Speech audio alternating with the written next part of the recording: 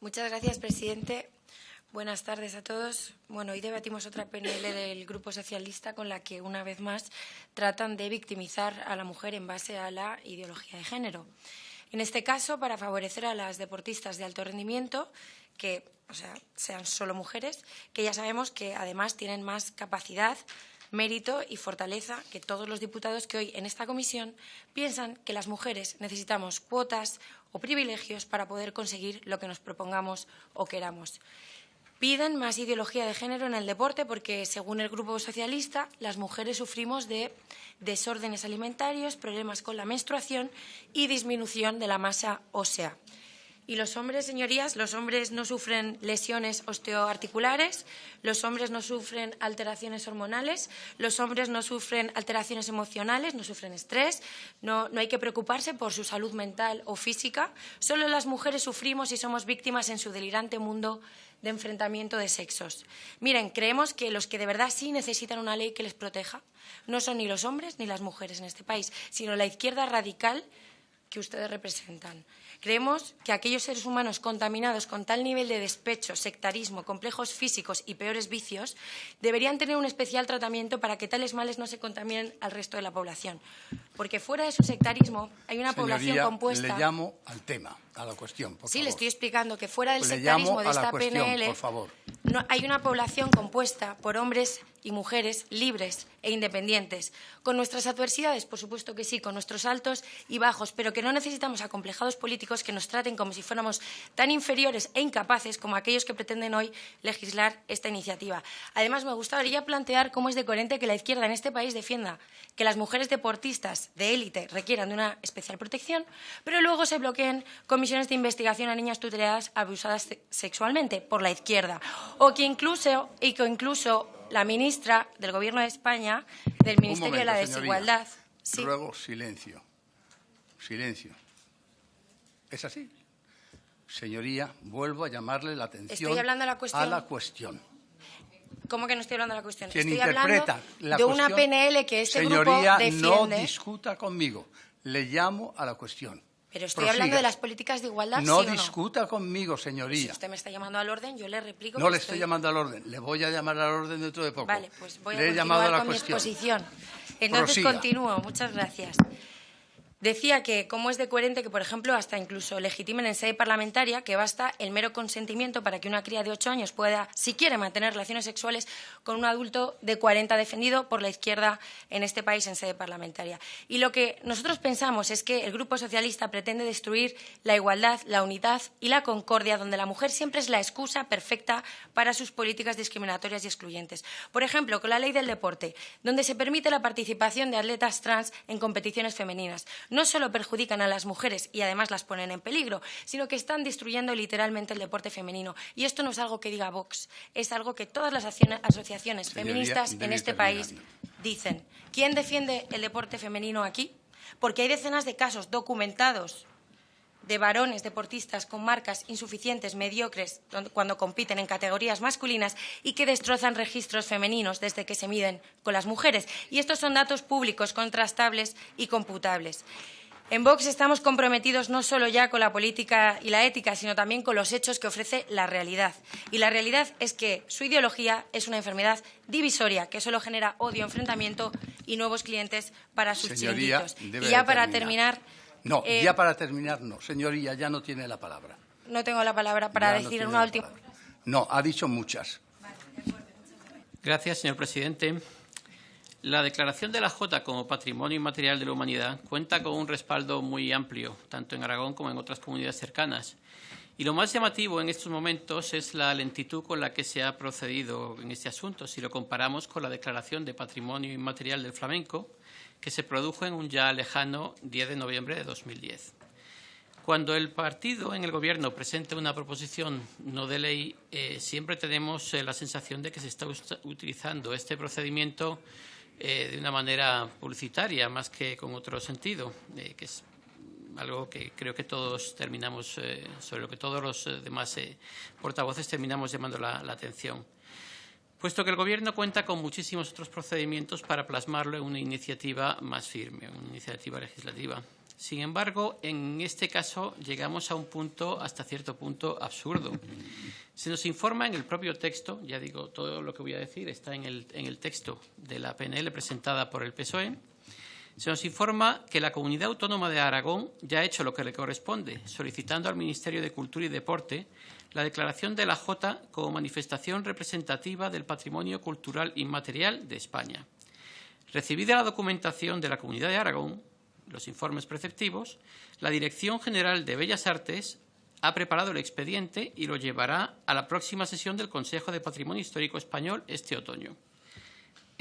Bien, por tanto, hace tiempo que las decisiones políticas referentes al punto 1 de esta PNL ya están tomadas, ya se han llevado a cabo. Y lo único que resta esperar es que el trabajo de los técnicos de la Dirección General de Bellas Artes sea aprobado en la comisión referida. Por tanto, el punto primero de la petición del PSOE, que reza: el Congreso de los Diputados insta al Gobierno a realizar los trámites oportunos para, contando con las comunidades autónomas interesadas, efectuar la declaración de la Jota como manifestación representativa del patrimonio cultural inmaterial de España, consideramos que ya se ha llevado a cabo, no es necesario incluirlo en esta PNL. ¿Imaginan, por otro lado, que esto no se aprobara aquí? ¿En qué situación quedaríamos cuando ya está el trámite prácticamente acabado? El segundo punto de la propuesta sí puede concitar, lógicamente, nuestro apoyo, porque una vez realizado este trámite, presentar la candidatura de la Jota para su declaración como Patrimonio Inmaterial de la Humanidad, de acuerdo con la Convención de la UNESCO, eso sí es algo susceptible de recibir un impulso a través de la proposición no de ley que se puede aprobar esta comisión. Por ejemplo, en unos días el ministro de Cultura irá a la cumbre de Mundiacult en México, del 28 al 30 de septiembre, en las que puede incluso instar que esto sea acelerado o que se haga algún tipo de medida. Por lo cual, el punto segundo de la petición nos parece razonable.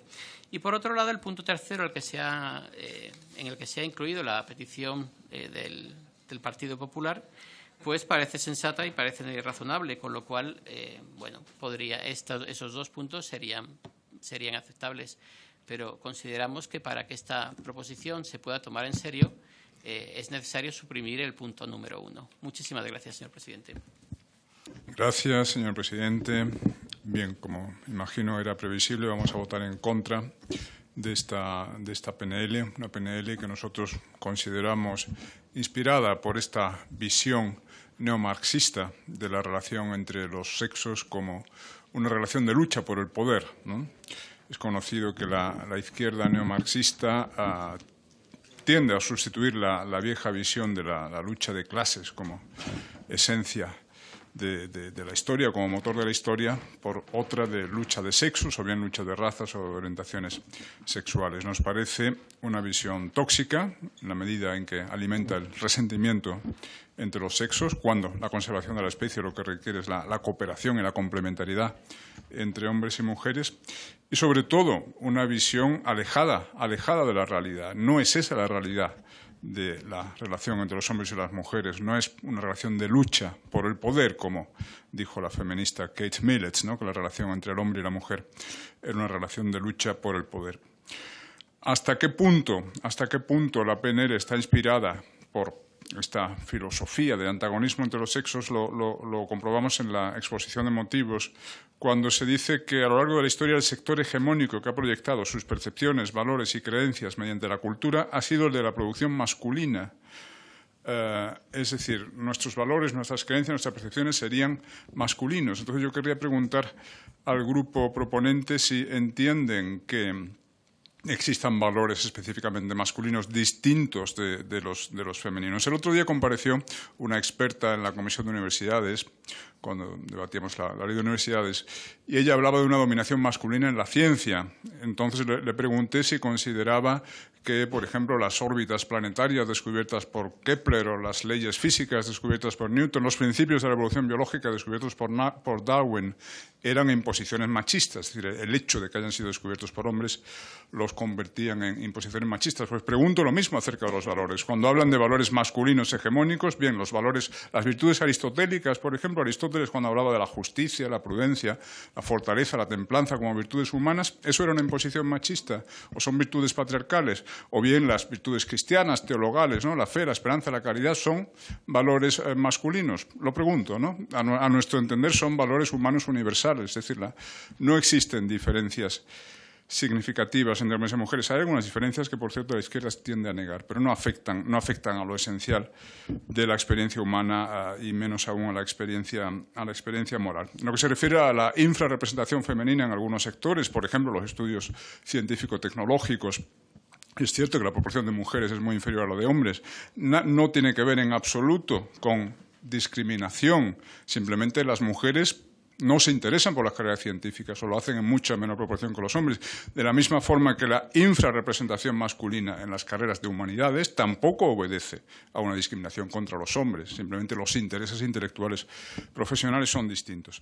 En lo que se refiere, ya termino, a la infrarrepresentación femenina en puestos directivos, pues bien, esto seguramente tiene mucho más que ver con el hecho de que muchas mujeres voluntariamente ralentizan sus carreras para atender a sus hijos o bien simplemente para tener vidas más equilibradas. En este sentido, me gustaría poder citar un párrafo que ha escrito nuestra diputada Alicia Rubio, solamente 15 segundos.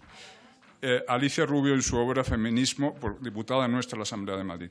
Muchas mujeres valiosas dan un paso a un lado porque ven que los puestos de poder implican una dedicación máxima que no les compensa personalmente.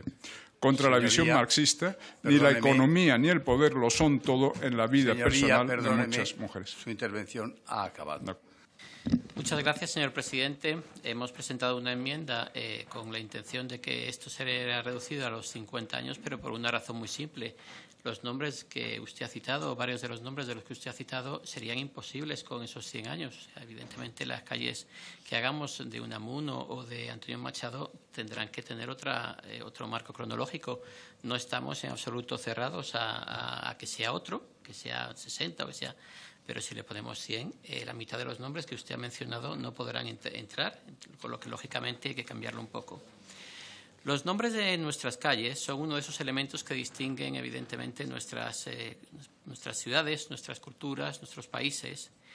El escritor húngaro Stefan Wyszynski reflexionaba acerca de la diferencia que hay entre vivir en ciudades cuyas calles llevan como nombre un número, la Quinta Avenida, de aquellas ciudades que llevan en su nomenclator Avenida Beethoven, Calle Mozart o Plaza Shakespeare, que evidentemente tiene una manera diferente de referirse a la realidad y de hacerse presentes en nuestras vidas, ¿no?